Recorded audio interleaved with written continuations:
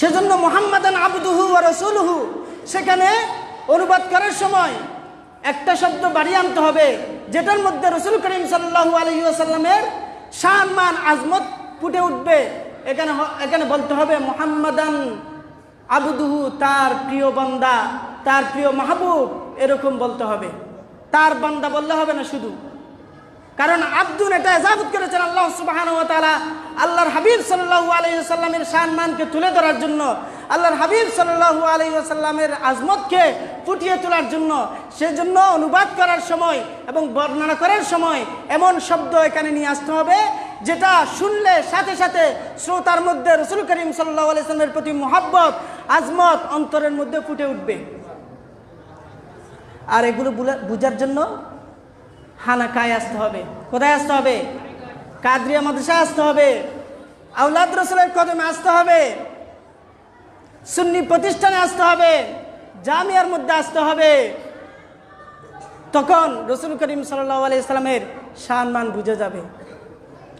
আমরা ওই ছোটবেলায় একটা নাচ শুনতাম, আল্লাহর হাবিব সাল্লাল্লাহু আলাইহি সাল্লামের শান-মান, এই যে রহস্য, মদিনা শরীফের রাজ রহস্য, এগুলো বুঝার জন্য আলাদা আল্লাহর বিশেষ রহমত থাকতে হয় এবং ইশক থাকতে হয়।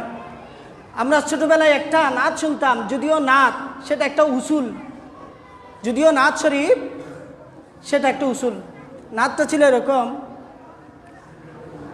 উলফত মে তেরি ওয়াইসনে দন্দানো কো তুড়া, উলফত মে তেরি वैसने दंदानों को तोड़ा, बू बकर उमर नक्श कदम तेरे न छोड़ा, बू बकर उमर नक्श कदम तेरे न छोड़ा।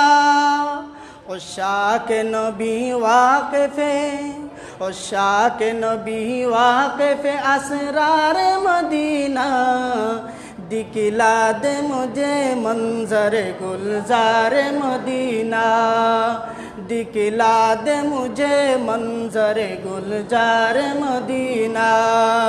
आई खत में रसूल फ़ख्र उमम शाह मदीना, आई खत में रसूल फ़ख्र उमम शाह मदीना, दिखला दे मुझे मंजर गुलजार मदीना, दिखला दे मुझे मंजर गुलजार मदीना।